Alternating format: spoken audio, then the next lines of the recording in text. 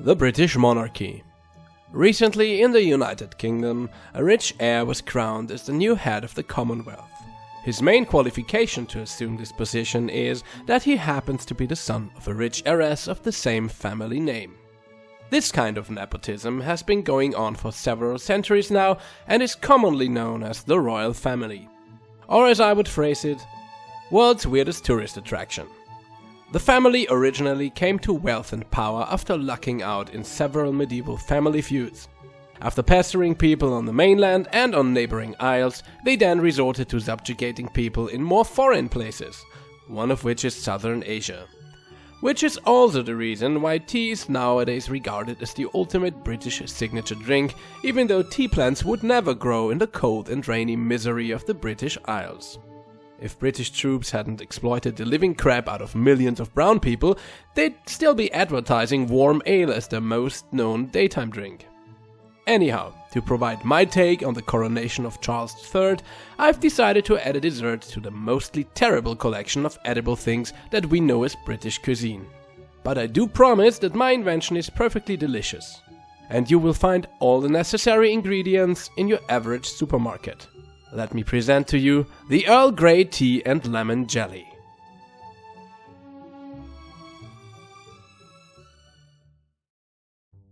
You will need 2 bags of the most British sounding Earl Grey tea brand you can find, which in my case was Sir Winston.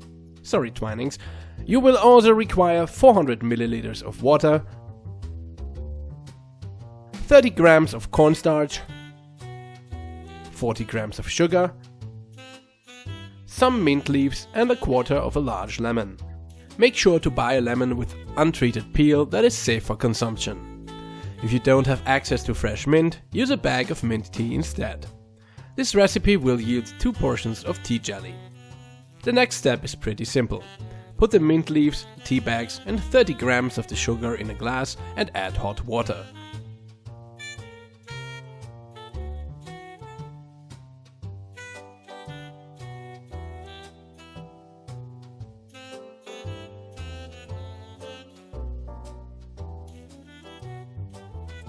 Stir a bit to dissolve the sugar and let the tea brew for 5 to 7 minutes.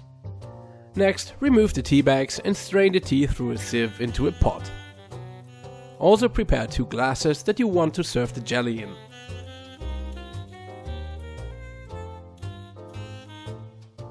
Put your cooktop on medium-high heat and wait until the tea starts boiling up. Once that is the case, reduce the heat and start slowly adding in small amounts of cornstarch while constantly stirring with a whisk.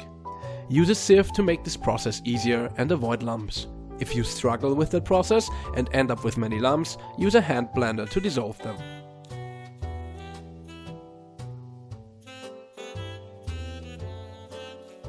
Once the mixture has become a thick gel, transfer it to the serving glasses and set them aside.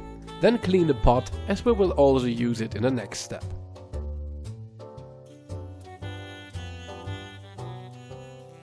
Now it's time to deal with the lemon. Remove the stem parts and then cut it into very thin slices.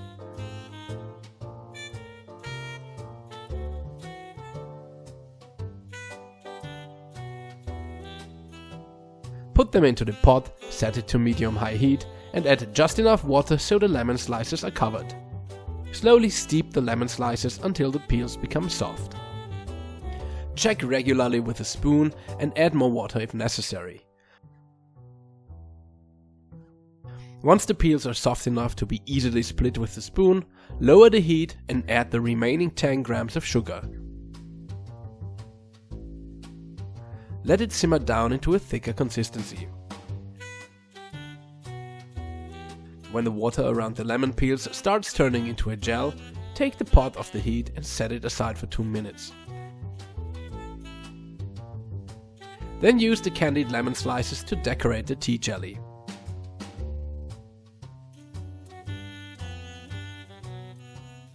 Finally, put the glasses into your fridge for at least 2 hours. Then it's ready to serve.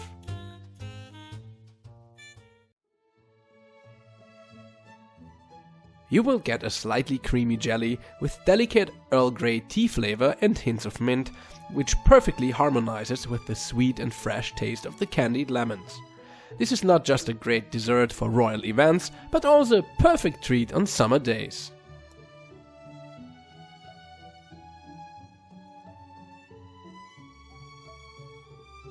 If you enjoyed this recipe, don't forget to press the subscribe button and hit the bell icon so you don't miss out when I upload a new video. Have a good one!